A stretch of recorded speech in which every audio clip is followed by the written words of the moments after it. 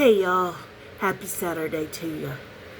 All right, this week has just been busy.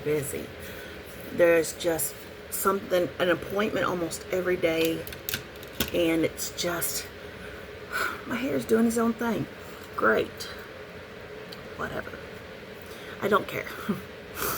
But I woke up this morning, hot stuff made me breakfast. I love a man that's independent, can cook. I love that. I know that he can hold down the fort if something happens. So, okay, so this week I needed to get nailed down some stuff. I will be doing a vendor event next month for the church, and that we are a member of, and so I wanted to get some stuff nailed down, get some items made. I don't have all my items made, but I just want to make sure that I had a real good list, choices I could do. You know, does that make sense? So I'm going to do mug rugs.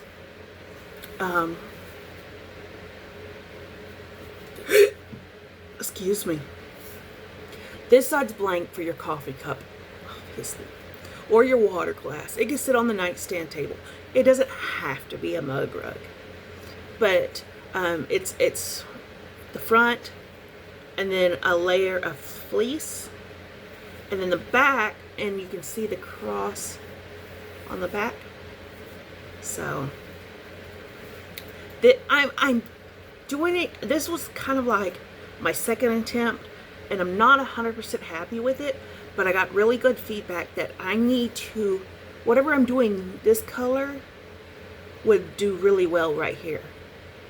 Instead of trying to match this, take this color and put it here. So that is definitely something that I'm going to try and do with the next one. So, also this week, I worked on some things I will be giving out at that vendor event, because Hot Stuff is part of the arena team, and so as a encouraging people to come and church service, I'm gonna have treat bags for the kids. I talked about this a little bit. And then the adults are going to have a card that says welcome and come back at 10:30 Sunday mornings. And I'm going to give out crosses. So I got some of those done. And so, yeah. They're really great waiting room things. They take maybe 5 minutes. They're super easy. I want to try to bake about 50, 100 of them. I don't know. We'll see. I'm not going to pressure myself because that takes the fun out of it. I'm just going to get stuff made, what I can get made, and go from there. I don't want to stress about anything. I don't. And I just want to do this and go from there. So yesterday I took the day to teach myself mosaic crochet. Now, let me tell y'all, I was terrified of this because it was on my list to learn next year. But I saw a couple of coaster patterns, and I was like, okay, this would be a great chance to try this and have stuff for that vendor event. I'm not going to have a load of table stuff and extra displays like I used to do, because y'all know I used to have so much display, so many totes. It was stupid ridiculous. I'm just going to go very simple this year, and just do one table and be done with it. Now, I know we'll talk about that. Well, I'm going to go talk about it now because then I'll forget, and then we'll get back to mosaic crochet. There is this place I found online today that makes the thank you sacks and does poly mailers, bubble mailers, everything you need to ship. They have a sunflower line. And hold on, telemarketer. They have a whole sunflower line, and all of them say thank you on it. Like the bags for the customers say thank you. There's thank you stickers, and they're not expensive. They come out of Maine, and if budget allow it, I want to get that kind of sacks for the vendor event at the end of October. We'll just see what happens. So, back to mosaic crochet. I looked at it and I was like, this is gonna be hard. It's so cool, but how? And then I got to really studying it, and it works from right to left, and then you cut off the yarn. Right to left, cut off the yarn. Now I was seeing it as, oh my gosh, look at the ends you weave. But this one was like, just tie the ends at the end of the work, and then just cut the ends uniform.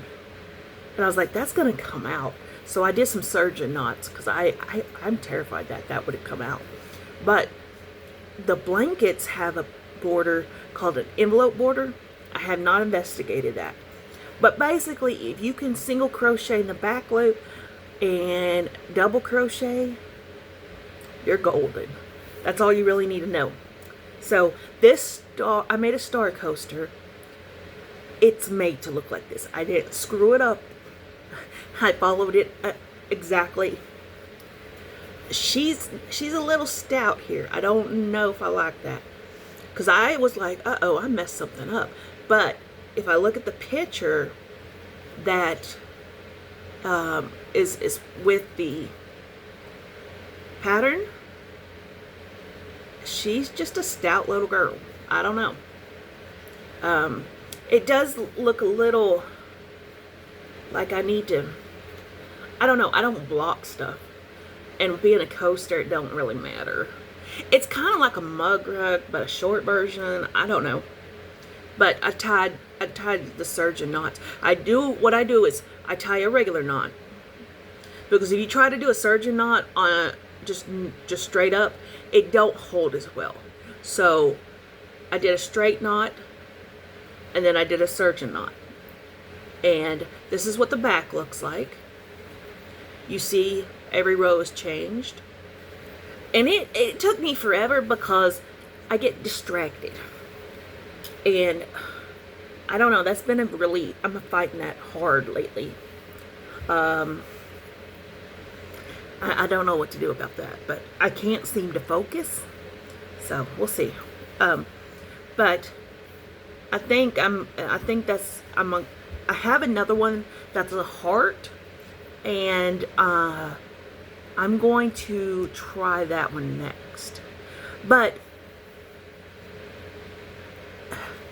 I did this in cotton, thinking it's gonna have a little bit of heat on it, but I was like, it doesn't microwave. You don't put it in a microwave. You don't put a pan on it.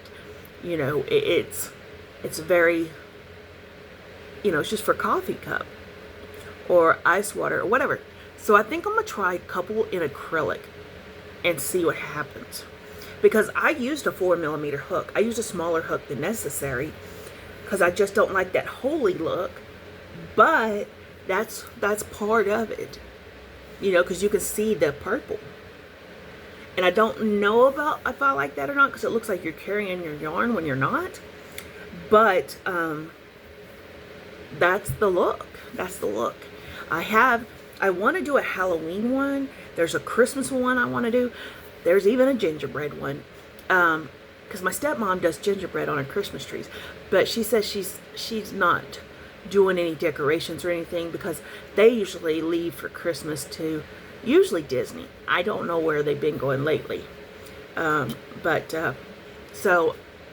I'm not going to do any of that. But I want to make a little special one for my Mimo. Her colors are purple and white.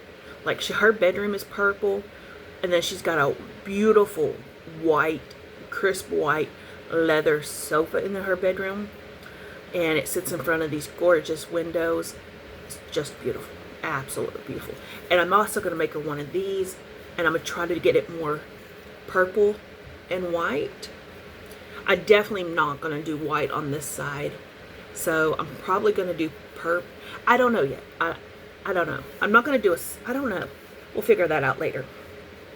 So today, I was like, I really don't want to do anything that requires thinking and measuring and da-da-da-da.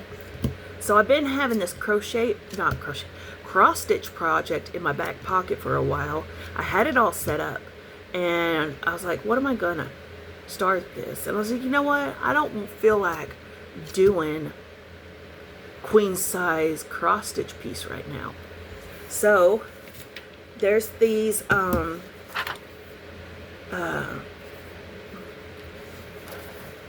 the Snowflower Diaries, and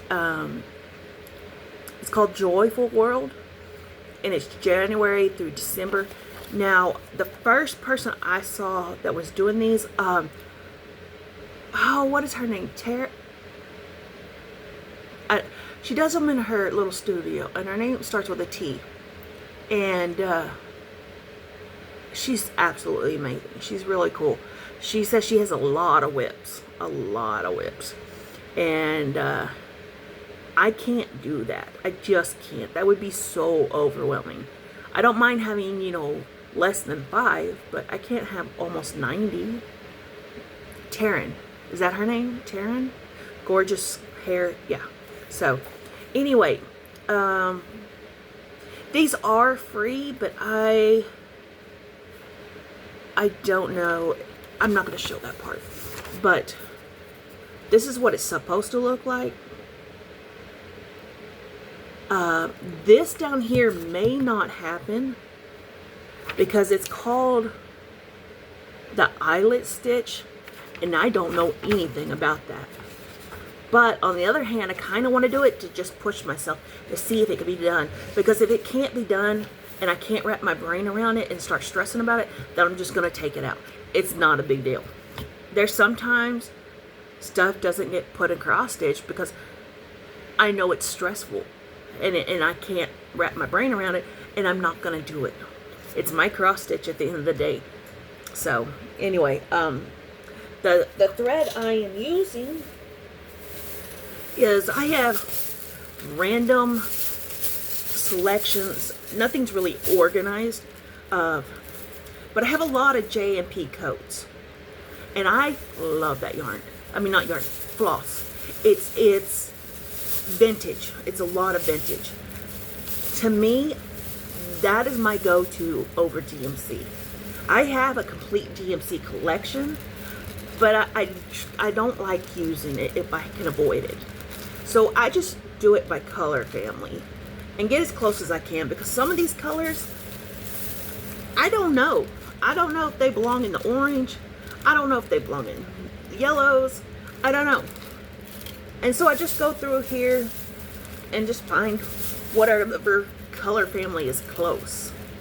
Now, because printers and screens are different and stuff, I do kind of look at the page, but I also look up, because, okay, with this one, it calls for a lot of gentle art. I am not about to pay for gentle art. I just, it's not feasible for me. So they do have the DMC equivalent. So I will look up the gentle art and the DMC and just kind of wing it right there. There's no rules in cross stitch, y'all. Do what you want.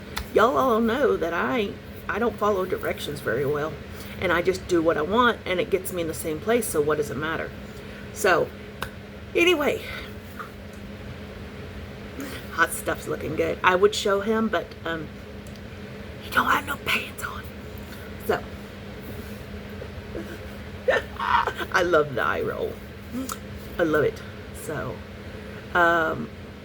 yeah, that's what I've done so far. It's been crazy. Oh, and J&P Coats has a variegated line. I love the variegated. I would like to try to use this somewhere. I don't know. I'm not very good with the pattern of variegated. because, you know, you got to do it a certain way. In my world, it don't matter.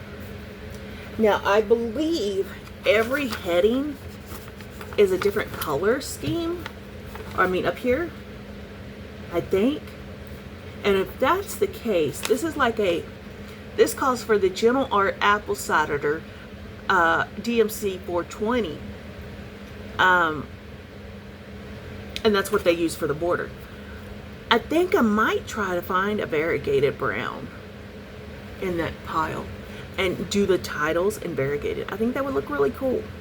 So, anyway, it's not very big. It's 99 wide by 73 high. 14 count with a 3-inch finishing thingy. It comes by the fabric of 13 by 11.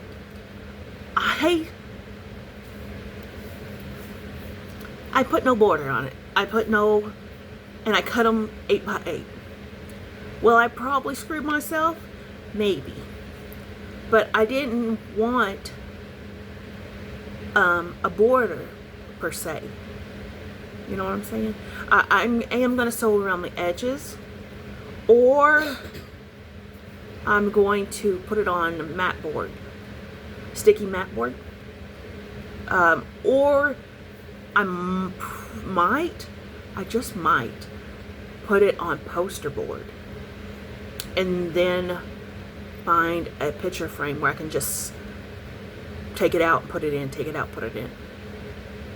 Something like that. I don't know. So, anyway, y'all take care. Enjoy your weekend, and I will talk to you soon. Bye, guys.